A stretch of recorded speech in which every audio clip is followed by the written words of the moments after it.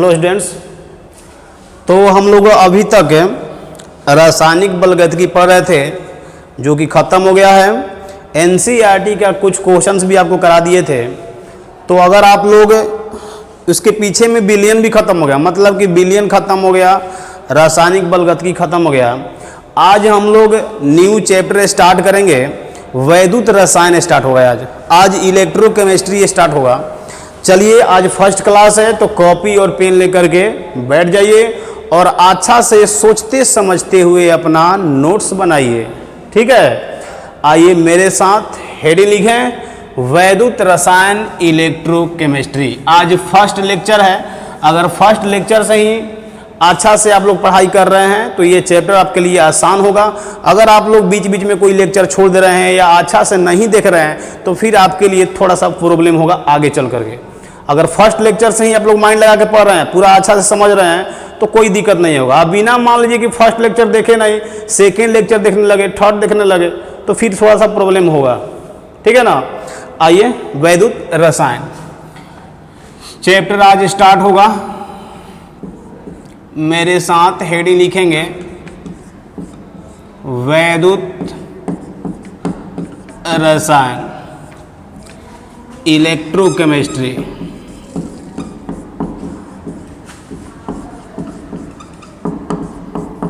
Electrochemistry. तो सबसे पहली बात कि वैद्युत रसायन होता क्या है, इस चैप्टर में हम क्या पढ़ेंगे, है ना। ध्यान दीजिएगा, पहले हम वैद्युत रसायन किसे कहते हैं इसका डिफिनीशन आपको हम बता दे रहे हैं। ठीक, देखिए बताएंगे आपको कि रसायन विज्ञान की वह शाखा जिसमें रासायनिक ऊर्जा विद्युत ऊर्जा में कन्वर्ट करता हो, विद्युत ऊर्जा को रासायनिक ऊर्जा में कन्वर्ट कर सकते हैं। यानी हम कह सकते हैं कि रसायन विज्ञान की वह शाखा जिसमें रासायनिक ऊर्जा और विद्युत ऊर्जा के बीच संबंध का अध्ययन किया जाता है, उस ब्रांच को, उस शाखा को हम बोलते हैं वैद्युत रसायन। जैसे आप लोग बैटरी देखे होंगे, सेल, तो बैटरी में क्या होता है, बैटरी के अंदर में रिएक्शन होता है, समझे। और बैटरी के अंदर में रिएक्शन होगा तो उसके अंदर में क्या है, रासायनिक ऊर्जा है। और जब वही रासायनिक ऊर्जा विद्युत ऊर्जा में बदल जाता है तो वही सारी बातें आपको इस चैप्टर में पढ़ना है। ठीक है, मतलब कि इस चैप्टर में सिर्फ और सिर्फ बैटरी यानी कि सेल के बारे में पढ़ेंगे। क्लियर है, ये काफ़ी इंटरेस्टिंग चैप्टर है। और एक बात और समझ लीजिए, ये चैप्टर ऐसा है कि इसमें 11th क्लास का जो चैप्टर आप लोग पढ़े हैं सारा हिसाब किताब ये मांगेगा। जैसे 11th क्लास में आप लोग मोल पढ़े होंगे, मोल का इंफॉर्मेशन इनमें यूज है। इसके बाद ऑक्सीडेशन क्या होता है, ऑक्सीकरण, अपचयन, उस सारा हिसाब किताब ये मांगेगा। अगर आप लोग हिसाब देने के लिए तैयार हैं तो आपके लिए ये चैप्टर बहुत ही आसान होने वाला है। अगर थोड़ा सा आपको ऑक्सीकरण में या अपचयन में दिक्कत है, मोल उतना अच्छा से क्लियर नहीं है, तो आपके लिए थोड़ा सा ये दिक्कत होगा समझने में। ठीक है, खैर दिक्कत होने का चांस नहीं है। आपको 11th क्लास जहाँ पर आएगा वहाँ बता करके तभी आपको हम 12th में ले चलेंगे। ठीक है ना, तो दिक्कत नहीं होगा। बस जो आपको समझा रहे हैं वो समझ में आना चाहिए, कोई प्रॉब्लम नहीं होगा आगे में। क्लियर है ना। तो सबसे पहले हम ये लिखेंगे वैद्युत रसायन होता क्या है। तो आपको बता दिया गया, लिखेंगे यहाँ पर रसायन विज्ञान। रसायन विज्ञान की वह शाखा जिसमें रासायनिक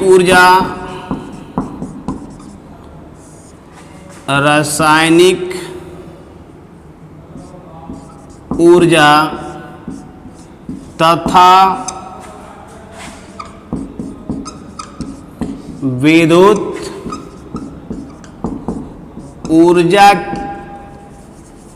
ऊर्जा के बीच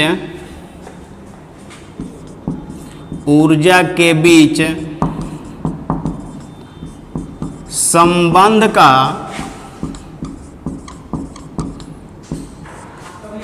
अध्ययन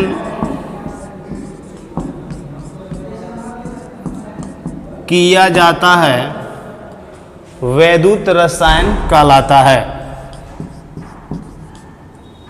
आप लोग मेरे साथ ही लिखते चलिएगा,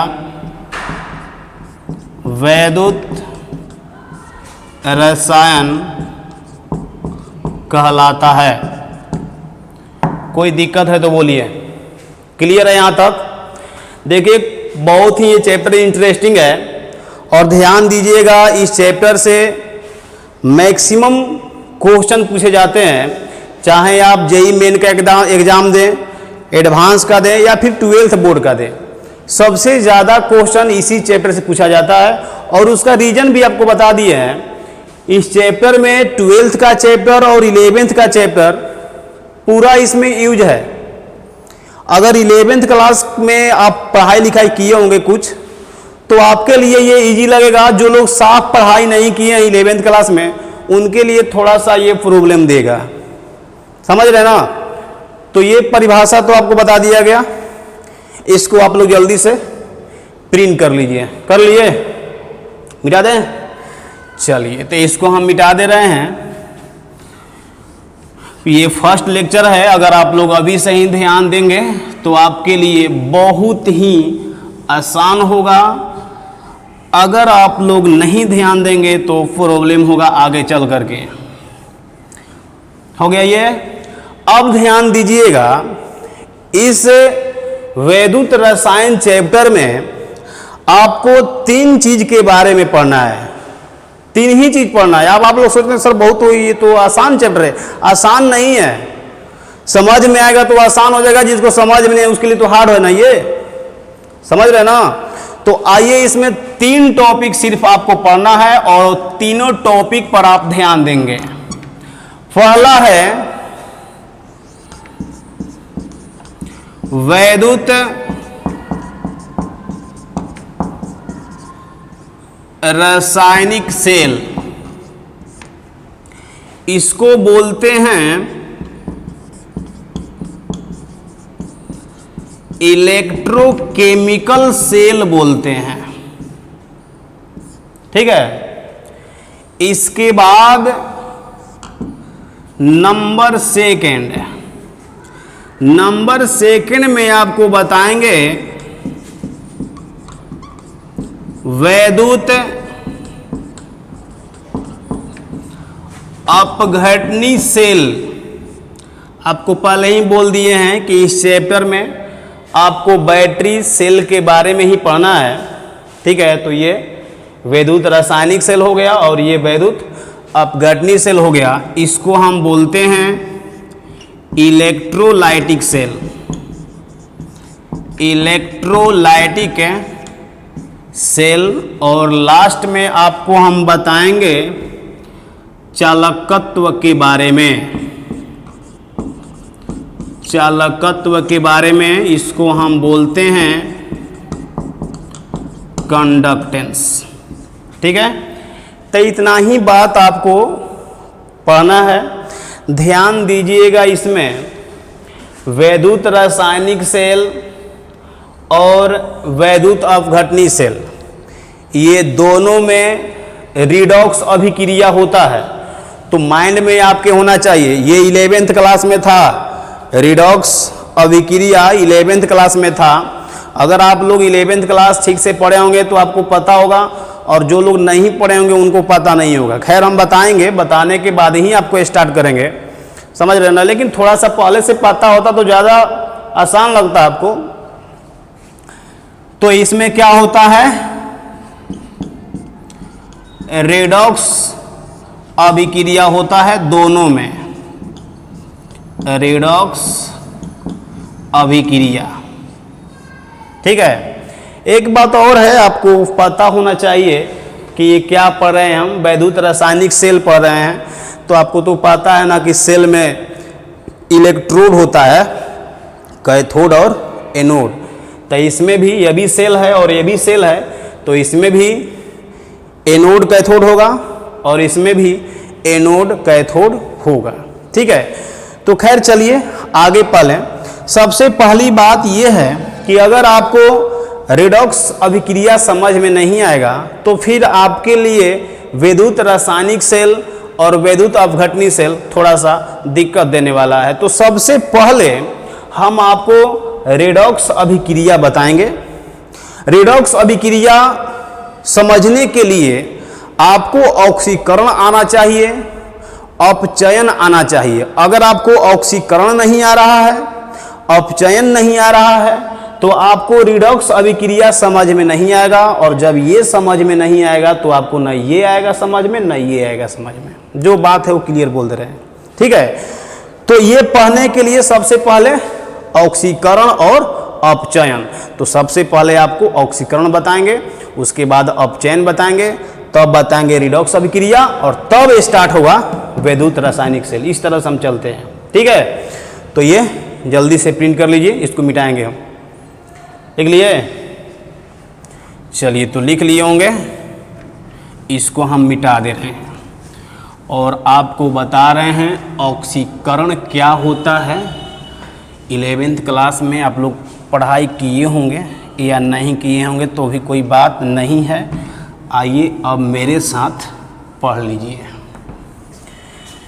चलिए, तो सबसे पहले स्टार्ट होगा ऑक्सीकरण। ऑक्सीकरण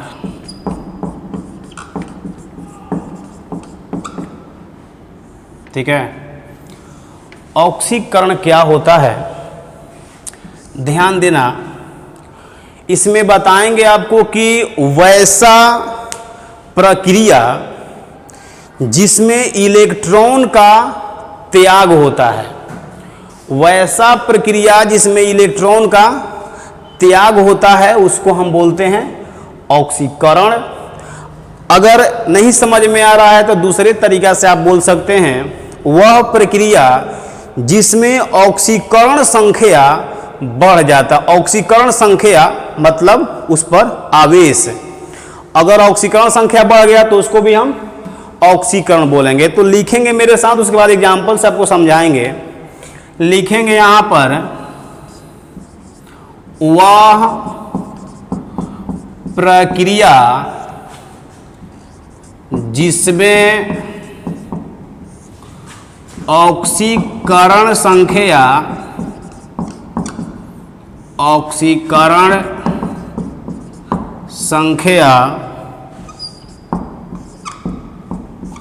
बढ़ जाती है,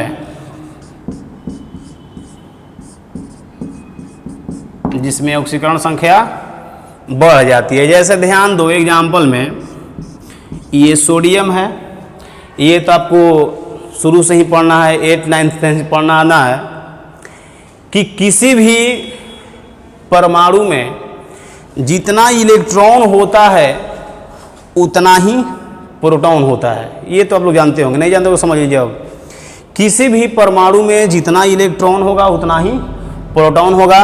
इलेक्ट्रॉन पर होता है नेगेटिव चार्ज, प्रोटॉन पर होता है पॉजिटिव चार्ज, ठीक है। दोनों का संख्या इसमें सेम है, क्लियर। अब क्या करो तुम कि इसमें से एक इलेक्ट्रॉन को निकालो। हमको ये बताओ, इलेक्ट्रॉन प्रोटॉन दोनों सेम है, इसीलिए ना कोई परमाणु उदासीन होता है। परीक्षा में यह भी पूछ देता है कि कोई भी परमाणु उदासीन क्यों होता है, तो कहना कि उसमें इलेक्ट्रॉन प्रोटॉन की संख्या सेम होता है इसलिए उदासीन होता है, क्योंकि यहाँ निगेटिव यहाँ पॉजिटिव दोनों एक दूसरा को कैंसिल कर देगा, इसलिए उदासीन होता है, न्यूट्रल। समझे? अब तुम क्या करो कि इसमें से इलेक्ट्रॉन को एक निकालो। तो जैसे ही इसमें से एक इलेक्ट्रॉन को निकालेंगे तो प्रोटॉन की संख्या एक ज्यादा हो जाएगा, और प्रोटॉन पर कैसा चार्ज है, पॉजिटिव। तो इसमें से अगर हम इलेक्ट्रॉन को निकालते हैं एक, तो इसमें प्रोटॉन की संख्या ज्यादा, तो यहाँ पॉजिटिव चार्ज आ जाएगा, दिखाई देने लगेगा, और जो इलेक्ट्रॉन को हम निकालते हैं वो यहाँ लिखा जाता है, ठीक है। तो बताइए, अगर कोई पूछेगा कि इस पर ऑक्सीकरण संख्या कितना है, मतलब चार्ज, तो कहना कि इस पर चार्ज अभी 0 है। ध्यान दीजिएगा, कोई भी तत्व, कोई भी एलिमेंट अगर मुक्त अवस्था में है, फ्री स्टेट में, फ्री स्टेट मतलब कि किसी के साथ जुड़ा हुआ नहीं है, तो सोडियम किसी के साथ जुड़ा है, ये कहाँ जुड़ा है, तो अलग है। तो अगर किसी के साथ जुड़ा हुआ नहीं है यानी कि मुक्त अवस्था में है, तो उस पर ऑक्सीकरण संख्या 0 होता है। ये माइंड में बात घुसा लीजिए, 0 होता है हमेशा। जैसे देखो हाइड्रोजन, यहां किसी के साथ ये जुड़ा हुआ है, नहीं जुड़ा है तो आंख बंद करके कहिएगा 0। लेकिन यही हाइड्रोजन यहां देख लीजिए HCl, यहां पर जुड़ गया है, तो यहां पर अगर 0 बोल देंगे तो गलत हो जाएगा। यहां पर हाइड्रोजन पर +1 और Cl पर 1- होगा। समझ रहे हो? तो आइए मेरी बात यहां पर समझ में आ गई है तो बताइए, तो इसमें क्या हुआ है, इलेक्ट्रॉन का त्याग हुआ है। तो हम अगला पॉइंट ये नहीं लिख करके हम वह भी देख सकते हैं कि वह प्रक्रिया जिसमें इलेक्ट्रॉन का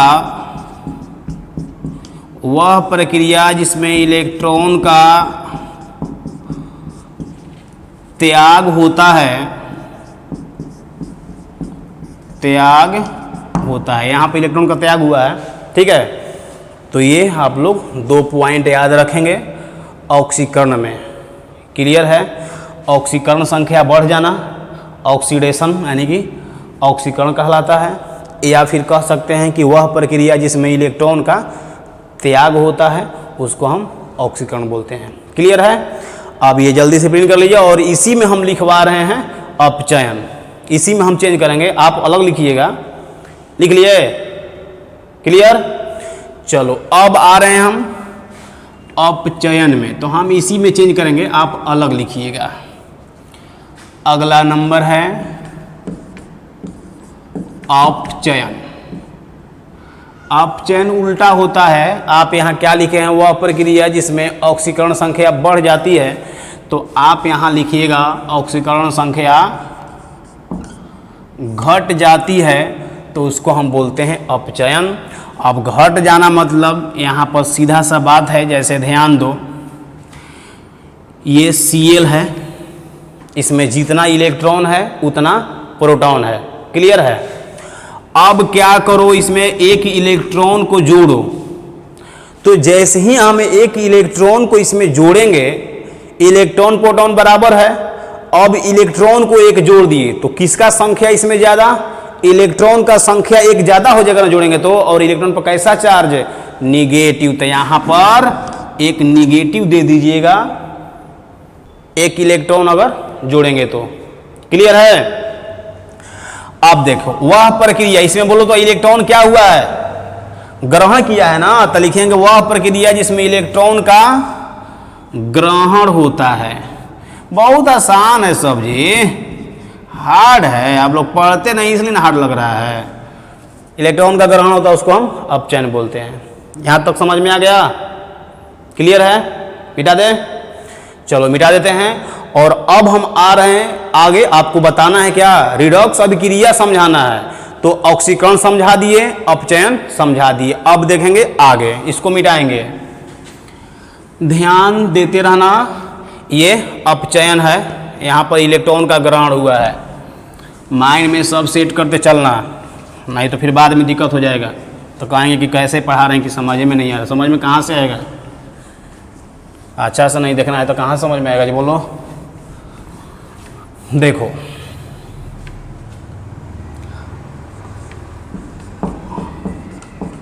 ऑक्सीकरण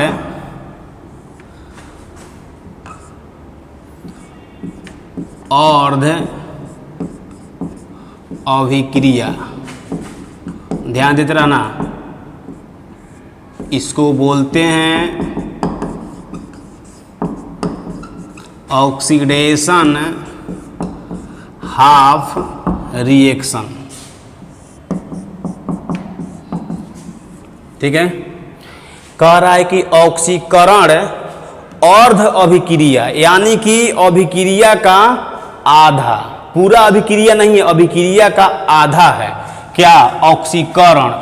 बोलो ऑक्सीकरण में क्या होता है, इलेक्ट्रॉन का त्याग होता है। तो सोडियम है, एक इलेक्ट्रॉन का त्याग करेगा, तो सोडियम पर प्लस और एक इलेक्ट्रॉन जो यहाँ त्याग किया है।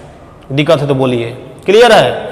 तो ये पूरा अभिक्रिया नहीं है, अभिक्रिया का आधा है, इसलिए इसको क्या बोलेंगे हम? ऑक्सीकरण अर्ध अभिक्रिया बोलेंगे। ठीक, अब आएंगे आगे, ध्यान देते रहना।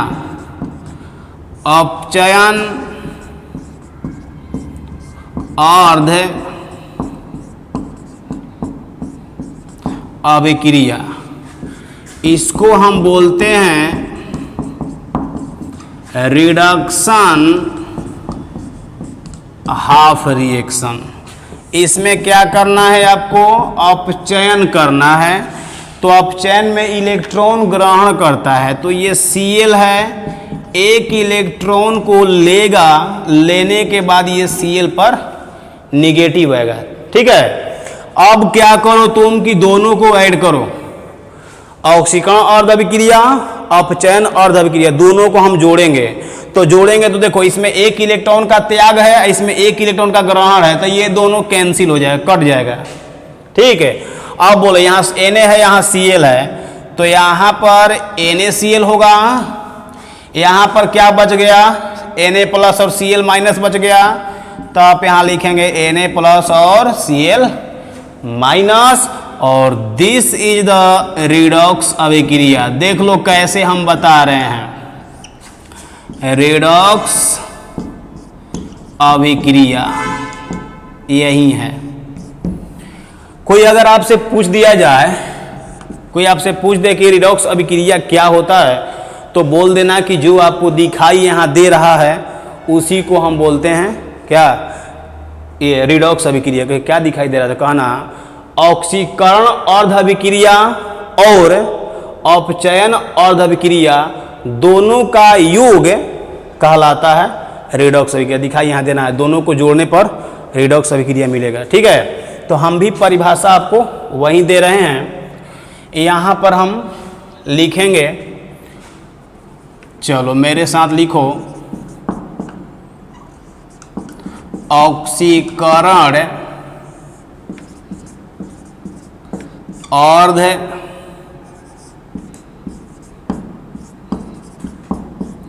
अभिक्रिया तथा अपचयन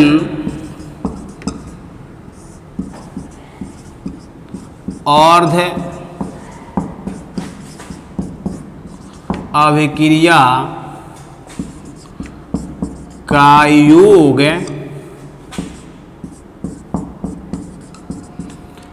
रिडॉक्स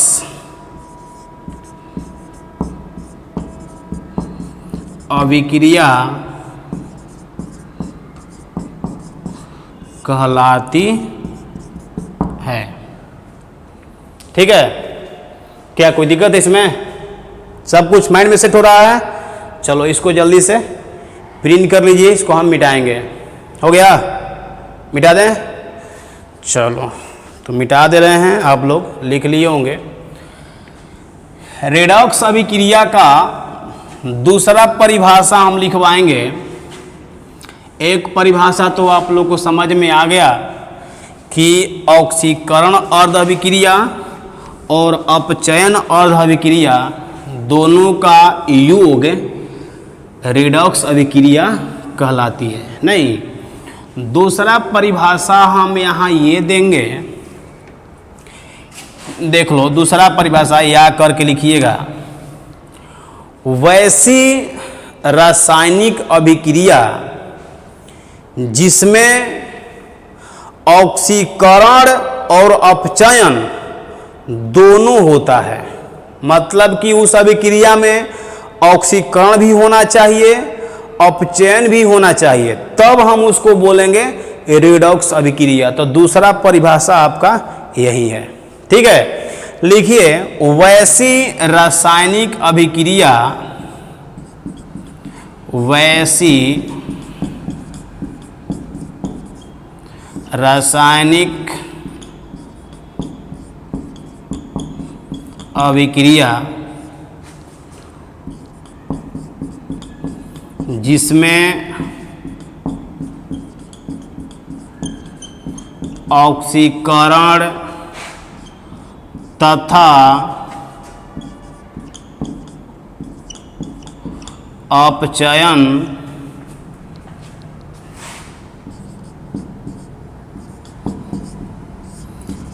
दोनों होता है, दोनों होता है। रेडॉक्स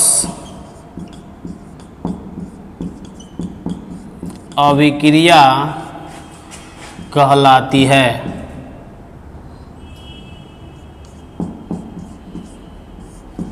रेडॉक्स अभिक्रिया कहलाती है। वैसी रासायनिक अभिक्रिया जिसमें ऑक्सीकरण तथा अपचयन दोनों होता है रेडॉक्स अभिक्रिया कहलाती है। क्लियर है? आइए एक छोटा से एग्जाम्पल से आपको समझाने की कोशिश कर रहे हैं। एक एग्जाम्पल यहाँ देखिए, H2S है, रिएक्शन कराएंगे Cl2 के साथ, यह प्रोडक्ट बनाएगा HCl और S।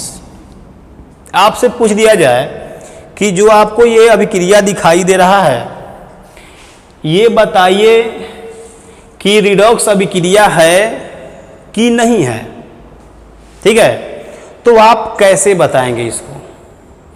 तो पहला नंबर बताने के लिए क्या बोला गया इसमें कि वैसी रासायनिक अभिक्रिया जिसमें ऑक्सीकरण और अपचयन दोनों होता हो। ऑक्सीकरण का मतलब ऑक्सीकरण संख्या बढ़ जाएगा, अपचयन का मतलब ऑक्सीकरण संख्या घट जाएगा। इतना तो बात पता है ना।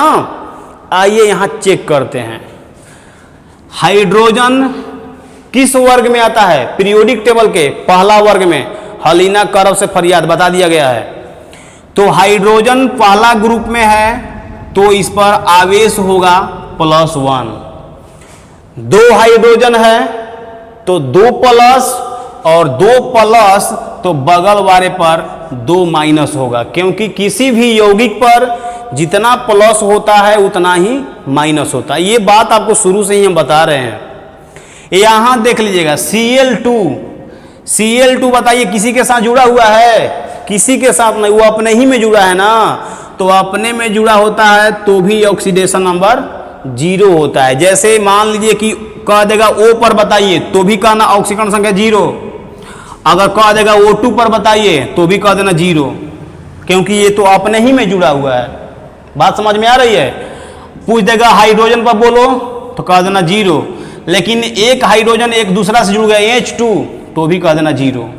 जब तक यह दूसरे भिन्न तत्व के साथ नहीं जुड़ता है तब तक ऑक्सीकरण संख्या 0 होता है। जैसे यहां पर देखिए इस पर 0 नहीं होगा क्योंकि सल्फर के साथ यहां जुड़ा हुआ है। बात समझ में आ रही है? देखिए यहां पर 0 आ गया दोनों पर। क्लियर है? अब यहां देखो, यहां पर देखो हाइड्रोजन किसके साथ है? Cl के साथ है। यहां पर 0 नहीं होगा। यहां पर पहला ग्रुप में है ना, अरे हाइड्रोजन फर्स्ट ग्रुप में आता है वर्ग में, तो इस पर +1 और +1 तो इस पर होगा -1। सल्फर देखो मुक्त अवस्था में है, किसी के साथ जुड़ा हुआ नहीं है तो 0 ऑक्सीकरण संख्या। अब देखेंगे कि क्या इसमें ऑक्सीकरण और अपचयन दोनों हुआ है। आइए चेक करते हैं। हाइड्रोजन पर यहां +1 है, यहां +1 है, कुछ बदलाव नहीं किया है। सल्फर पर देखो यहां -2 और यहां पर 0। तो हमको ये बताओ तो यहां पर -2 से 0 बढ़ गया है कि घट गया है? बढ़ गया है। आ रहा समझ में? तो ऑक्सीकरण संख्या बढ़ जाता है तो क्या कहलाता है? ऑक्सीकरण। तो यहां पर हम लिखेंगे, क्या लिखेंगे? ऑक्सीकरण। क्लियर है? यहां देखो Cl क्लोरीन पर 0 से -1। तो हमको ये बताओ तो 0 से -1 यहां पर बोलो ये घट गया कि बढ़ गया? 0 से -1 घट गया। तो घट गया तो क्या कहलाता है? अपचयन कहलाता है। अपचयन कहलाता है। देखो तो इस अभिक्रिया में ऑक्सीकरण अपचयन दोनों हुआ है जी, दोनों हुआ है। तो कहेंगे यह अभिक्रिया रिडॉक्स अभिक्रिया है। क्या मेरी बात समझ में आ रही है? क्लियर है? चलिए तो इसको हम मिटा दे रहे हैं। आप लोग जल्दी से प्रिंट कीजिए।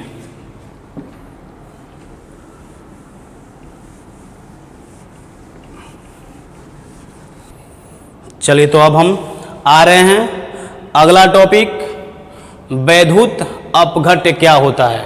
ठीक है, अभी तक जो भी क्लास चल रहा है ये आपको बता रहे हैं, दोनों जो सेल बताया गया, वैद्युत अपघटनी सेल हो या फिर वैद्युत रासायनिक सेल हो, वो दोनों पढ़ने के लिए अभी तक ये सब चल रहा है, बेसिक चीज़ है अभी। ठीक है, तो आइए चलते हैं वैद्युत अपघट्य में। चलिए मेरे साथ आइए। वैद्युत अपघट्य अभी 11th क्लास में था, लेकिन आप लोग 11th क्लास में पढ़े ही नहीं हैं। वैद्युत अपघट्य जिसको बोलते हैं इलेक्ट्रोलाइट्स। इलेक्ट्रोलाइट्स विद्युत अपघट्य, जब आपको हम विलयन पढ़ाए थे तो वहाँ भी कुछ हम इसके बारे में बता दिए थे, इलेक्ट्रोलाइट्स के बारे में। ठीक है, आइए यहाँ पर चलते हैं। सबसे पहली बात कि वैद्युत अपघट्य होता क्या है। ठीक है, ध्यान दीजिएगा, पहले सुन लो, उसके बाद लिखना तो है ही, पहले सुन लो, माइंड में सेट रखो। छापना क्या है, छापने के लिए तो बुक है ही, छापना नहीं, समझना है। देखो आपको बताएंगे इसमें कि वे पदार्थ है जिसके जलीय अवस्था या गलित अवस्था में विद्युत धारा का प्रवाह संभव हो। कहने का मतलब ये है कि वैसा पदार्थ जिसका, जैसे मान लो कि NaCl है, सोडियम क्लोराइड है, इसका जलीय विलयन तुम बनाओ। जलीय विलयन बनाने के बाद इसमें क्या करो तुम कि विद्युत धारा पास कराओ। अगर विद्युत धारा इसमें पास करने लगा इसके विलयन में, तो हम कह सकते हैं कि NaCl वैद्युत अपघट्य है। बात समझ में आ रही है? नहीं समझ में आ रही है? तो कोई सिंपल सा सोचते होंगे आप लोग कि सर ये बताइए कि किसी भी पदार्थ के जलीय या गलित अवस्था में विद्युत धारा क्यों प्रवाह होता है। नहीं, ध्यान देना, विद्युत धारा तभी प्रभावित हो सकता है जब वह यौगिक अपने आयंस में टूट जाता हो। Na+Cl-, जानते हैं ना कैसे टूटता है? तो अगर यह टूट जाएगा आयंस में, तब इसमें विद्युत धारा प्रवाहित होगा, अदरवाइज प्रवाहित नहीं होगा। अब मान लो कि यहां पर हम ले लिए NaCl और ये NaCl सूखा हुआ NaCl है, तो अब इसमें विद्युत धारा देंगे ना तो प्रवाह नहीं होगा इसका। समझ आ रही मेरी बात है? नहीं समझ में आ रहा है? चलो तो ठीक है, इसका हम परिभाषा आपको लिख दे रहे हैं। लिखिए मेरे साथ, वे पदार्थ जिसके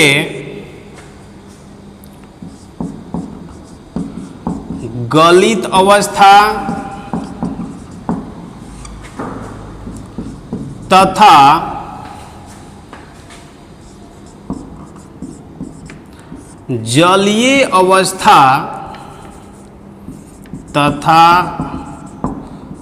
जलीय अवस्था में विद्युत धारा का प्रवाह, वे पदार्थ जिनके गलित अवस्था तथा जलीय अवस्था में विद्युत धारा का प्रवाह संभव हो, वैद्युत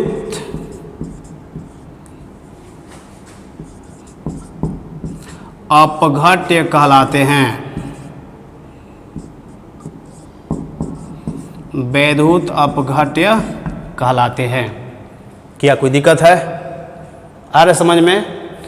कहने का मतलब आपको बता दिए हैं कि जब तक कोई भी पदार्थ आयंस में नहीं टूटेगा तब तक उसमें विद्युत धारा प्रवाहित नहीं होता है। समझ रहे? इसीलिए यहाँ पर दिया हुआ है गलित अवस्था, मतलब कि अगर गला हुआ अवस्था में रहेगा ना तो भी वह आयंस में टूट जाता है, और आयन में जब तक नहीं टूटेगा तब तक विद्युत धारा प्रवाहित नहीं होगा। क्लियर है? अब देखो, वैद्युत अपघट्य दो प्रकार के होता है, एक प्रबल और एक दुर्बल। दो बात, ठीक है।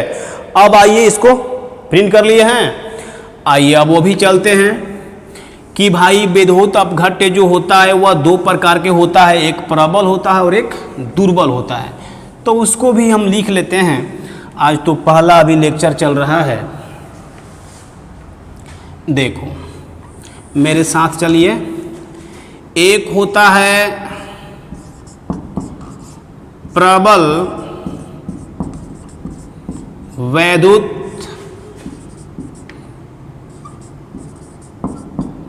अपघट्य, ठीक है, और दूसरा नंबर में होता है दुर्बल विद्युत अपघट्य। दुर्बल वैद्युत अपघट्य, यही बात है इसमें। अब सवाल ये उठता है, ये प्रबल क्या होता है विद्युत अपघट्य और दुर्बल क्या होता है, ठीक है। ध्यान दीजिए, बहुत आसान है। बताएंगे आपको कि वैसा विद्युत अपघट्य जो पूर्णतः आयन में टूट जाता है। पूर्णतः कहने का मतलब जैसे ये मान, ध्यान समझो, जैसे यहाँ पर हम लिए हैं NaCl, ठीक है। NaCl हम मान लेते हैं इसमें लिए हैं 5 मोल। कितना मोल लिए हैं? 5 मोल। और ये पांचों मोल अगर आयन में टूट गया Na+ और Cl-, पूर्णतः मतलब कि जितना हम लिए हैं अगर पूरा का पूरा आयन में टूट गया तो हम बोलेंगे कि वह प्रबल वैद्युत अपघट्य है, समझे। और अगर लिए हैं 5 नहीं टूटा, उससे कम ही टूटा, 2, 3, 4, तो अगर आंशिक रूप से टूटेगा तो उसको हम बोलेंगे दुर्बल वैद्युत अपघट्य है। क्या क्लियर है? तो आप यहां लिखेंगे इसके परिभाषा में, यहीं पर हम लिख दे रहे हैं, वैसा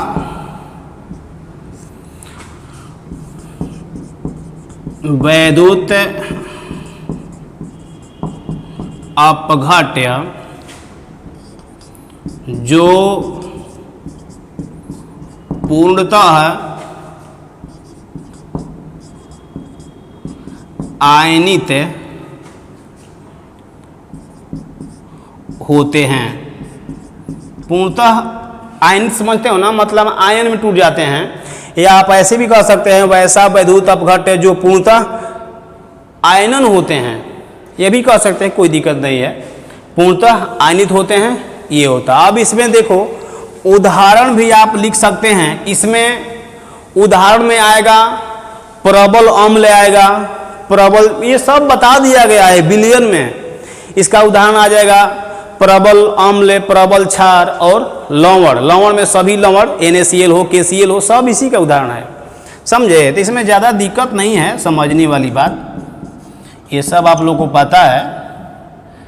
KCl दे सकते हैं, NaCl तो दे दिए, आप यहाँ HNO3 नाइट्रिक अम्ल दे दीजिए। और यहाँ पर क्या होगा, जहाँ पर पूर्णतः लिखे हैं वहाँ पर आंशिक कर देंगे। वैसा वैद्युत अपघट्य लिखेंगे, इसमें बहुत आसान है। वैसा वैद्युत अपघट्य जो आंशिक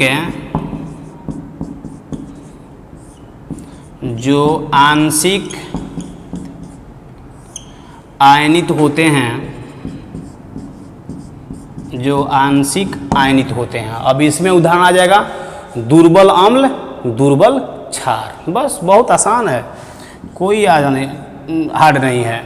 इसमें आप लिख लेंगे दुर्बल अम्ल जैसे HCOOH, फॉर्मिक अम्ल हो जाएगा, या एसिटिक अम्ल हो जाएगा CH3COOH। एसिटिक